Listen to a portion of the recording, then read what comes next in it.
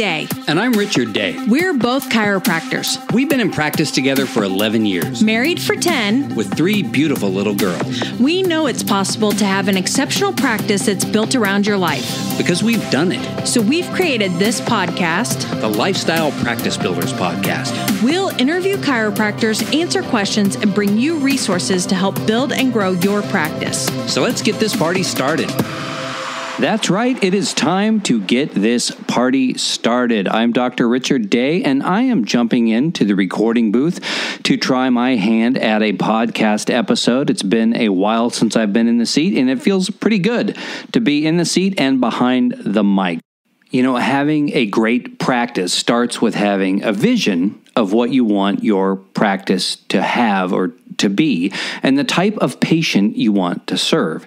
And figuring out what you want is really the easy part of that equation, but obtaining it is where we often fall short. Sometimes it's because we don't know what we need to do to get it, but sometimes we don't know how to go about doing it. And this is especially true when trying to initiate changes from our routine daily habits. When we opened up our first practice, we brainstormed about different ways to reach our community. And I was eager to find things to talk about that weren't necessarily chiropractic specific in hopes of reaching a wider audience. I also wanted to find a venue to host a speaking engagement for free. You know, we were on a limited budget and wanted to do as much as we can for as little as we could. The local library was the perfect place to host that type of an event because it was close to our office. It was free to use. And so I set about coming up with a topic that was relatable to just about everybody. And after thinking it over a bit, I chose the broad topic of success. I mean, who doesn't want to be more successful? And to be successful at, when I say successful, it doesn't have to be business. It can be successful at losing weight, getting healthy, having a successful career, successful marriage. The desire to improve our situation is pretty universal. So I had recently read a book at that time called The Power of Habit by Charles Duhigg. And in the book, the author explains what he calls the habit loop. Now, the habit loop consists of 4 parts. There's a trigger or a cue, and that's something that causes a craving. And the craving is for something. It can be for food. It can be for a cigarette if you're a smoker, whatever. And then this craving causes an action. And the action is really the habit. It can be a good or a bad action, but it leads to a reward. So you are satisfied if you have that candy bar or if you smoke that cigarette or whatever it happens to be. But the reward is the result of your habit, which was triggered by the cue. And so if I use the example of smoking, now I'm not a smoker, but if I use that example, and let's say that whenever I drive, I smoke. So driving is the trigger or the cue. I get in the car, I start driving. My brain says, hey, you're driving, you should light up. And I start to crave a cigarette. So I take action, which has become a habit at this point. I've done it so many times. And I start to smoke, and then I get the reward, that feeling of satisfaction. So we can see the habit loop at play in many, if not most of our habits in life. Diet, exercise, how we use our time during the workday, so on and so forth. Well, in Charles Duhigg's book, I learned about the habit loop that I just mentioned and the psychology of habits. How it was studied, and some of the findings. Some of the things I remember for that, I learned about something called the Marshmallow Test, and that's a test that was administered to kids in the 1960s, and it determined their level of delayed gratification. So the child sat in a room, and an instructor came in and said, if you eat 1 marshmallow, I'll give it to you now, you can have it, but if you can wait 5 minutes before you eat it, you can have 2. And the thing that was interesting about this study was that they tracked these children into adulthood, something like 20 years later. And the ones who could practice delayed gratification in the marshmallow test were much more successful than those who wanted the immediate gratification. And so, that was an important, a very powerful thing, because I think we're all wired to want immediate gratification. Who wants to wait, right? Another thing I remember learning was how marketers started discovering the psychology behind habit, and they started exploiting it by providing rewards in certain products. And the one example I remember from the book was toothpaste. Marketers found that when you wake up in the morning, we all know this, your teeth kind of feel gross. And so they said, well, if you wake up in the morning and your teeth feel gross, there's your cue. You should run your tongue over your teeth, and you want those to feel clean. And so it's created a craving for a clean mouth. And then people would brush their teeth. But what the marketers put in the toothpaste was a tiny bit of citric acid and mint. This made the mouth feel clean after brushing. It was cool, it was fresh, it was minty, and there was the reward. And sales of Pepsodent, that was the toothpaste that was used, skyrocketed compared to everybody else. Of course, this was in the 40s. Nowadays, everybody, has minty toothpaste. But back then, people weren't brushing their teeth as much, and this product sold. And so there were other examples in the book, and it talked about other ways of modifying the habit loop to make changes in your life, specifically by substituting a different action when you receive a cue. The smoker now chews gum instead of lighting up, or the person who gets a donut when they smell coffee now goes for a 5-minute walk instead. The presentation that I gave turned out to be very well attended, and I was excited by that. People stayed after for a brief Q&A. And what they wanted to know more about was what they could do to change their habits, especially if they'd tried and failed repeatedly. And I had a few answers, because in the book, it does provide some answers, but not nearly enough. Now, I thoroughly enjoyed the book, and I thoroughly enjoyed giving the presentation, but I thought it could be improved by providing specific ways to change old habits. Because it turns out that changing old habits is easier said than done. So fast forward to 2020, enter Atomic Habits. The book was published in 2018, but I recently just read it after seeing so many people recommend it online. And I was really delighted when the author, James Clear, mentioned in the introduction to the book that he wants to pick up where the power of habit left off. I remember thinking after I gave that presentation, boy, someone should come up, either me, which obviously I didn't, but someone should come up with a companion piece to The Power of Habit that specifically talks about how people can implement changes in their life to create better habits. And that's exactly what Atomic Habits does.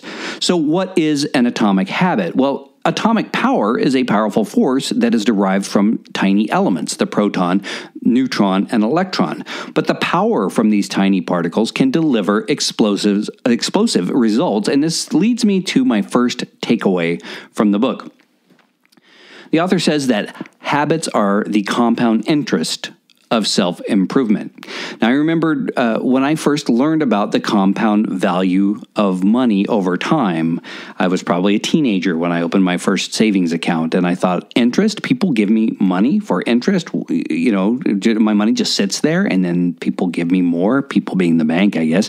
But that's the concept that banks use to profit from the money they loan, or the interest that we earn when we save money in savings accounts. We pay interest if we take out a loan. And so you want to have an idea of the compound power, the power of compound value of money. Look at your student loans, for example. Over time, that's going to add up quite a bit. But when it comes to habits, the same concept applies. $1 invested today can be worth $1,000 in 10 years. A 1% improvement over a certain amount of years adds up to a big number. Later in life, Dr. Michelle Robin, one of our mentors and a guest to this podcast, she wrote a book called Small Changes, Big Shifts. And when she published that, probably, 8 years ago, I was again reminded about the little things, how those little things that are done repeatedly can significantly affect the trajectory of our lives over a period of time. It's a simple and somewhat obvious truth, but it's one that is often forgotten. Atomic Habits describes the habits this way. They say, success is the product of daily habits, not once-in-a-lifetime transformations. That's huge. I say something similar to my patients. I'll get to that in a minute. But your outcomes are a lagging measure of your habits. Your net worth is a lagging measure of your financial habits. Your weight is a lagging measure of your eating habits. Your knowledge is a lagging measure of your learning habits. Your clutter is a lagging measure of your cleaning habits. You get what you repeat. And time magnifies the margin between success and failure. It will multiply whatever you feed it. Good habits make time your ally, but bad habits make time your enemy. That's a passage from Atomic Habits, and I thought it was very powerful. There's so much there when you unpack that statement. Small changes, big shifts. There's so much there. So what things are we doing frequently that are currently hindering our success, our bad habits? What is one small thing that you could do each day that would help you to achieve your goal with the power of compounding, interest over time, compound interest of self-improvement? Well, for me, it is to find stillness. Haley and I have 3 girls between the ages of 4 and 8, and to say that our house is loud and chaotic most of the time would be an understatement. I often find it difficult to decompress when I get home, and let alone try to hold an adult conversation with Haley. It's crazy. After reading Atomic Habits, I decided that I would start a morning ritual, and it consists of meditation, journaling, and exercise. Now, I'm only 1 week in so far, but so far so good. While these activities really don't seem directly related to living in a noisy house, right? They are directly related to my mental and physical health, and improving those things will help me deal with difficult environments. I'm interested in looking back a year from now to see what progress has grown from the seeds I'm planting today. But mental discipline, and they say everything's headspace or mindset.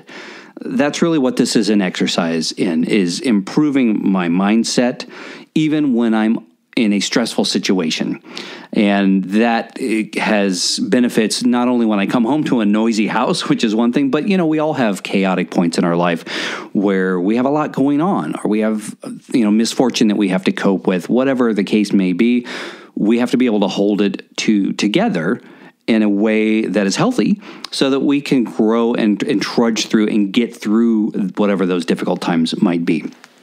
And our patients that we see in our practice, they see the outcome of their choices as well. This power of compounding things over time. Maybe they have bad feet from a lifetime of running, or maybe they have health issues related to a lifetime of poor eating habits. With my patients, and you should too if you're not already doing that, but you need to be thinking about the small changes that those patients could make over time that would directly impact their life. And it's hard enough to convince ourselves that this is a truth, that you can't just do it once, that you've got to do it multiple times, eat healthy, whatever the case is. But and I'm using air quotes here, selling that to our patients can be difficult as well. So, but it can be done. We have to, in a credible way, let them know that this is what they need to do, and explain to them the way I'm explaining to you the process of going about establishing habits. The challenge with small changes is really us and our patients. We all want instant results. We want our dinner DoorDashed immediately. We want our Amazon orders to arrive in 2 days or less. Trust me, in 5 or 6 years, when there's an Amazon delivery station or office in every state and every city, and they're using drones, waiting 2 days for something to arrive is going to seem like 2 lifetimes. It wasn't that long ago that, wait 4 to 6 weeks delivery was a disclaimer on just about anything that you ordered.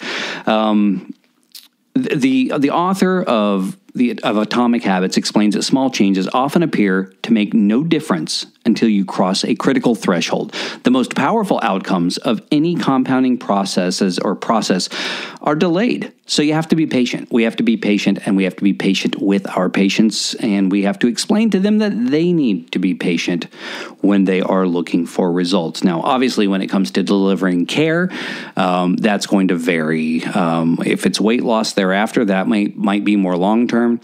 Lifestyle changes of that nature. But if it stretches and things recovering from an injury, then we tend to know what the trajectory of that is going to be, depending on what that diagnosis is.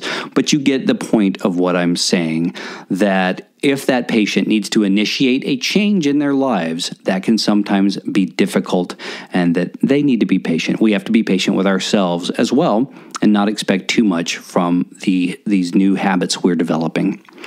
Another thing in the book that I really loved that was familiar to me is called habit stacking. So how do you start a new habit? How do you start from nothing and create a habit?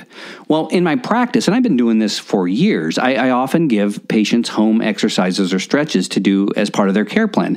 I always instruct them to pair the activity with something they already do every day. So, for example, I tell them to stretch twice a day. I'll tell them to do it right after they brush their teeth in the morning and then right after they brush their teeth at night. Those are two things that they are doing pretty much like clockwork, day in and day out. You're just going to add this one more thing right after you do that. So little did I know at the time I was engaging in something that this book describes as habit stacking. It just made sense to me. I was trying to get patients to buy into what I'm instructing them to do, and that made sense and for me, and I hoped it would to them. So in Atomic Habits, they talk about the formula for habit stacking being after insert current habit. So in my example, it's toothbrushing. I will stretch. That's the new habit. For the chiropractor, that might be, it's one thing. I already gave you the example of what you might tell your patient for the stretches, but it might be after you lock your doors at night, you will complete new patient thank you cards. In our practice, we write a handwritten thank you to every new patient that comes in that thanks them for choosing us and tells them just briefly how, we are honored to serve them. And then another example might be that after you return from lunch, you will do an Instagram and a Facebook post. And so these habits are paired, they are stacked, and you're going to do those things anyway. You're going to come back from lunch, or you're going to eat lunch at your desk, whatever the case might be. Right then is when you're going to add that new habit, right after that is done. So check out habit stacking. It's an important and powerful tool. Well, how long does it really take to form a habit? The author talks about, James Clear is the author of the book, and he talks about, he gets that question all the time, but what he says is that it's not strictly about the length of time. It's also about the frequency. How often are you doing it? When it comes to explaining things to patients, this is another thing that hit home with me, because this is a concept that I've used in explaining care plans to patients. So we want them to follow our care plan. Let's say it's 3 times a week for the next 3 weeks. Well, I often compare the frequency of chiropractic care to the frequency of eating right and exercise. And I'll ask them a question that goes like this: who do you think would lose more weight? The person who diets once a week, 1 day a week, or the person who diets 5 to 7 days a week? I mean, it's pretty obvious. Who do you think is going to get, buff, all swole from working out? The dude who goes in and works out once a week and says that he crushes it, or the person who, goes in 5-6 days a week and works out? Which one do you think is going to achieve that goal faster? The answers, again, are very obvious, but sometimes we need to be reminded. So when you're developing your new habits, just remember that frequency matters. And also, if you're communicating with your patients, the same thing is true. It's a great, those examples I'm providing are a great way to communicate the fact that frequency does matter when it comes to these new habits you want them to establish. And this brings me to my final key takeaway of Atomic Habits, and that is to set the bar low. I recently heard Jordan Peterson, who's a clinical psychologist, in an interview explain that people, for them to become successful, they need to set the bar low. The interviewer seemed somewhat perplexed and bewildered and said, why would you want to set the bar low in order to become more successful? I was interested in what Peterson was going to say, because doing that seemed really counterintuitive to becoming successful, and it directly flies in the face of the crushing it and 10x everything mentality or philosophy that is so pervasive among success coaches and entrepreneurs. Well, Peterson explained that human psychology needs small wins, and then if our initial goals are too ambitious, we will fail and give up much too soon. Instead, he recommends setting the bar low initially so that we can bask in the feeling and satisfaction of achieving something, even if it's small. And from there, we can incrementally make the goals more ambitious. The research literature that he reviewed repeatedly demonstrated that this approach is an effective one. Well, in Atomic Habits, James Clear describes how this works with the habits. He says, we're more likely to repeat a behavior when the experience is satisfying. The human brain evolved to prioritize immediate rewards over delayed rewards. We talked about this earlier. The cardinal rule of behavior change is what is immediately rewarded is repeated. So, and what is immediately punished is avoided. So, to get a habit to stick, if you need it to feel immediately successful, even if it's in a small way. The satisfaction of the success increases the odds that a behavior will be repeated next time. So, when Haley and I were first starting our practice, we celebrated small wins. On our first day of having 10 patients, again, on our first day of having 20 patients. Now, we didn't do anything extravagant. We didn't have the money to, but we rewarded ourselves by going out and having a nice dinner and some wine. This was pre-kids, of course, but that's what we could afford to do, and it wasn't much, but we had such a great time doing it, celebrating those small wins. So I encourage you to do the same thing, no matter where you happen to be, whether you're starting your own practice now or you've got one and you're trying to change your habits so that you can change over time the results that you are getting. Remember to celebrate those little small wins along the way. Over time, we pushed ourselves to do more and more nights out for dinner, and those became beach vacations and then the ability to purchase our home together. Each success that you have and that we have builds momentum, and these small wins will create a habit of winning, which over time compounds with bigger and bigger rewards. If this has been meaningful to you, if you think that there are some habits you can implement today to start getting the changes you want, I highly recommend checking out Atomic Habits by James Clear. It is a great read. I just scratched on the surface. There's really a whole lot more to the book, but these are really the things that stood out to me that I could relate to. Thanks, and we'll see you next time. If you enjoyed this podcast episode, please share it with your friends on Instagram and Facebook. And for those of you who are already subscribers, we really appreciate it. Thanks for the reviews. We love reading those and knowing that you're loving the podcast. If you're looking for more tips and inspiration, be sure to check us out at lifestylepracticebuilders.com or join our business and marketing Facebook group for chiropractors at facebook.com/group/lifestylepractice.